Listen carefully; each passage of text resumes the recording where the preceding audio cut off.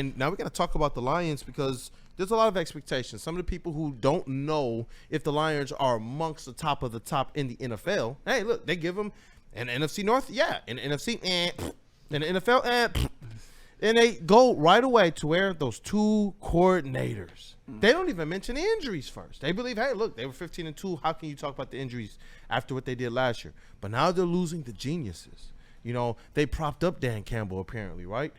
Well, you know what? I like what Dan Campbell has to say right now, Flannel Sam in Pro Football Talk, at least about the defense. Yep, Pro Football Talk came out with an article in which Dan Campbell is very complimentary of one Mr. Kelvin Shepherd. And if you've got that one, JB, Smooth. Give me 1 second, my bad. And when you put it up, would you mind doing the honors and reading it? Oh yeah, not a problem. Thank you so much. Thank you so much. Easy's last. Yes, I did. Oh, what We'll did get Easy there. say? We will get there.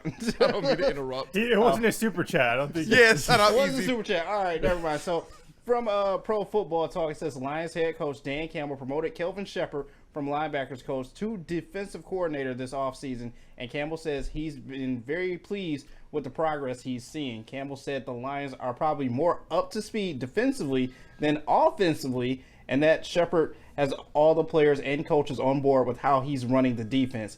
Everyone getting on the same page with how Shep wants to do things.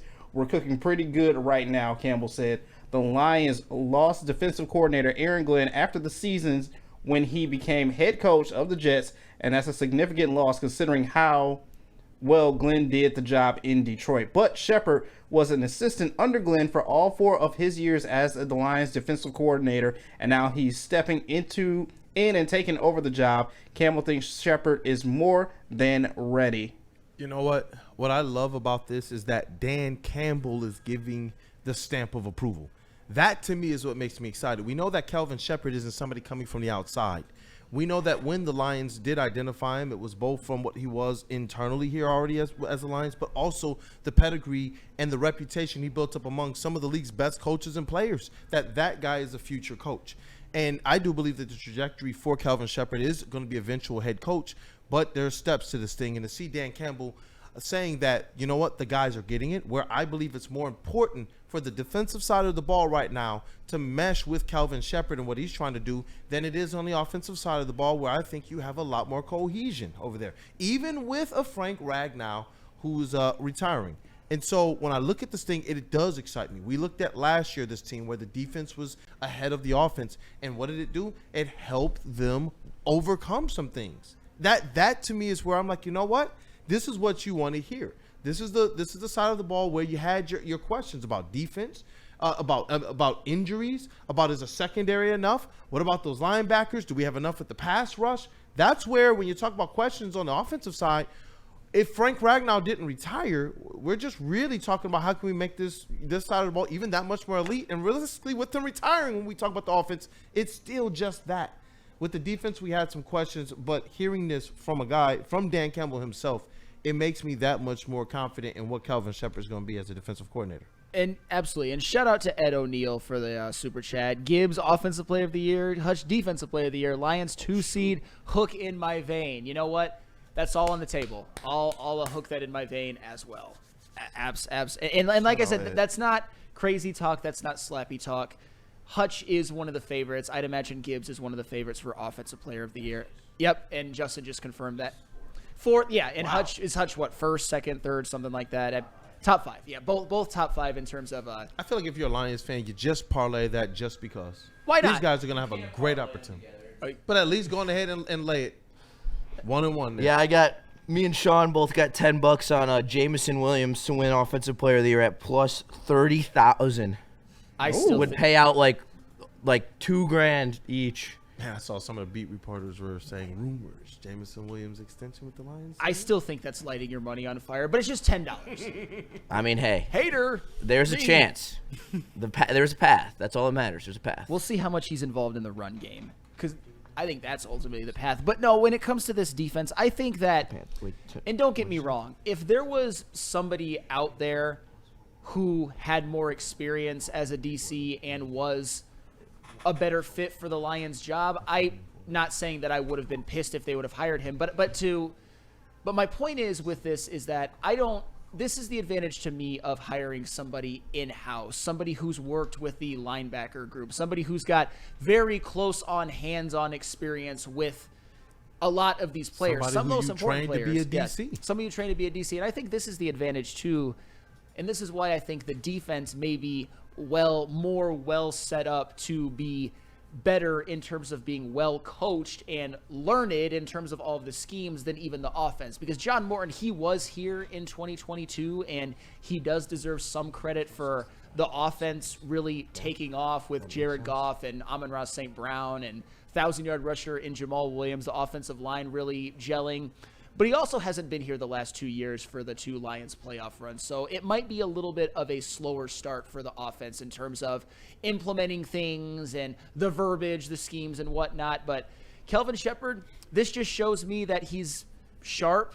He was always destined to be a defensive coordinator, and I think there's a very good chance that he does a fantastic job. Yeah, definitely. And I know that we also have some comments that we will get to at a later segment, at a later show from one Jack Campbell about Kelvin Shepherd, which goes even more micro. It gets even more detailed about what they believe will present a little bit better underneath Kelvin Shepherd. And that's as it relates to Matthew Kruger's comment here. He says, you guys act like this is such news. Like Dan Campbell's not going to talk up his guys. Like he's going to throw them underneath the bus. It's never going to be anything negative. Think about this. How do we start last season? Him saying, the offense ain't up to it right now. He has had no problem being honest. That's one of the things that I've appreciated about Dan Campbell is he stepped up to the table, and when things haven't been getting done, they haven't been getting done. He talked about it in the game on national TV. Hey, we aren't doing our job. We went in at halftime and told the defense we aren't doing what we do well. We create takeovers. We're going to have to go out here and create some takeovers. And then what is happening while the interview is going on, they go out there and do it. I appreciate that honesty, whether it's in game or whether it's while this team is getting ready. And why do I call it honest?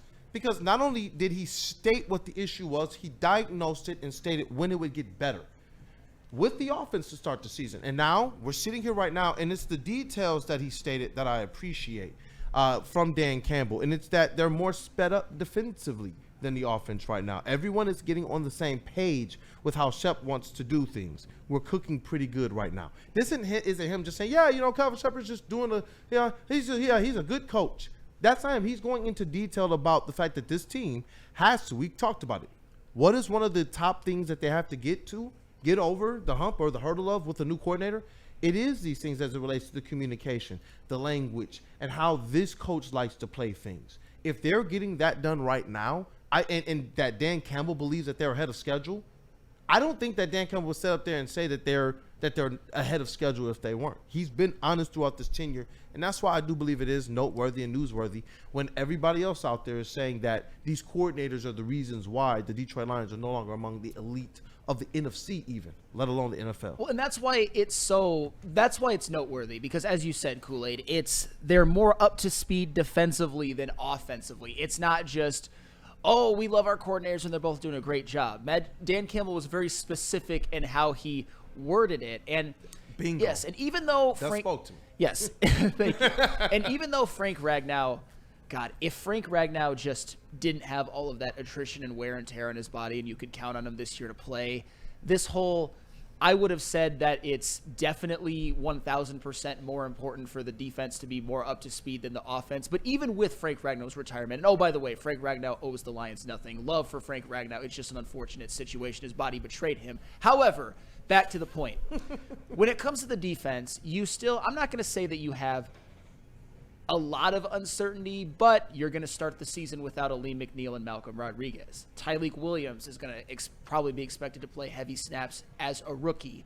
We know DJ Reed was really good with the Jets, but he's coming to a new team. It's going to be a different situation with him being CB1, with his CB2 being Terrion Arnold, who had an up-and-down rookie year. So and Hutch is coming back from injury, barely played the whole year. Derek Barnes is coming back from injury, barely played the whole year. Rodrigo.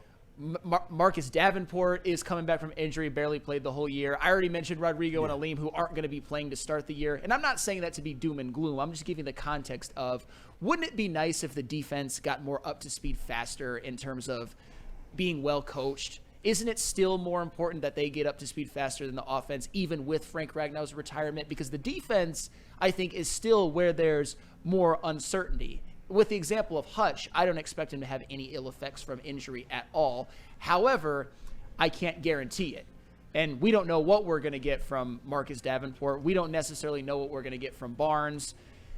Not going to get anything from Malcolm Rodriguez and Aleem McNeil to start the year. Alex Anzalone's a little bit there's a little bit of issues with his contract. Again, this isn't meant to be like gloom and doom. It's to be like the fact that they're more well coached is good. I think it's the appropriate conversation. We're sitting here looking at the Detroit Lions in multiple ways, from analytical all the way down to the culture part of it, because that's what they do. They put this stuff out there on the front street too, and we see that it's made a difference for this squad. Now this is a really big adversity that they're trying to bounce back from injuries to their star players, to both their coordinators are poached. Not just one, both of them are poached. And what they do, I like the fact that he reached in to make sure that the DNA, both of the coordinators, whether it's one from in-house who has been here or one that used to be here and helped lay the foundation of the offense, I'm fine with that. When I think about sped up,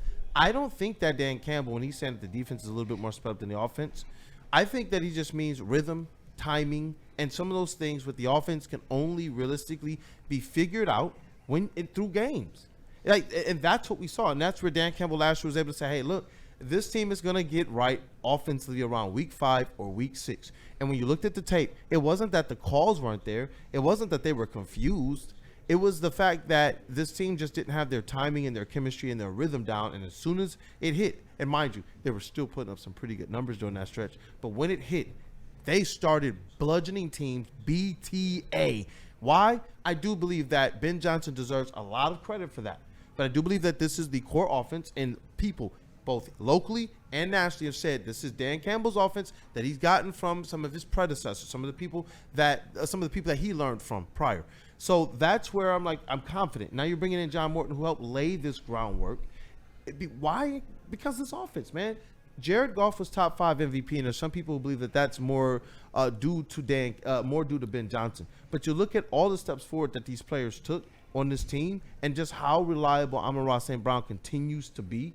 And that, to me, is where I'm excited about what the offense will be. These players perform. I'm not going to slight Brad Holmes one bit. I'm not going to slight Dan Campbell one bit and act as if these players who we've seen playing up to this point is a product of what Ben Johnson has made them. No, I believe that with this offense, John Morton is obviously going to change up some terminology, change up some of the looks of the trick plays, change up probably how they press downfield. Like, does downfield plays have to come off of, like, I want to see the percentage, as high a percentage as Ben Johnson did off of trick plays, or can we actually line up and get a downfield play just because J-Mo is faster than your guys? You know, and so I look forward to it. And John Morton has talked about it. And it's appropriate because I see what he says. I sent in the super chat. He says, I don't know what it is, but I'm not sold on John Morton. Ooh. And all right, so yeah, you know what? Let's go to break. That's an interesting kind of topic on the fly. And you know what? I'm not mad at it. We can let's wrap it out a little bit. I think that's something that we could discuss. I wonder how concerned people are with it, man. Like, which one do they have right now? Which one are you more confident in? The offense underneath John Morton or the defense underneath Kelvin Shepherd? Can we get that poll, JB Smooth? Let's see which coordinator and side of the ball that the people right now are more confident. And I want to see what you guys got to say about Kelvin Shepherd, about John Morton as we get into it, because Super Chat is speaking right now. Super Chat speaking, but before we get to Chase for massage chair, WeezyD313 is speaking my language. Anzo gonna be ready. I hope so. He just needs to STFU. Get off social media, Mr. Y'all Anzo. been kumbaya a lot, man. You and WeezyD313. But very much not so on Halliburton. But I give credit where credit's due.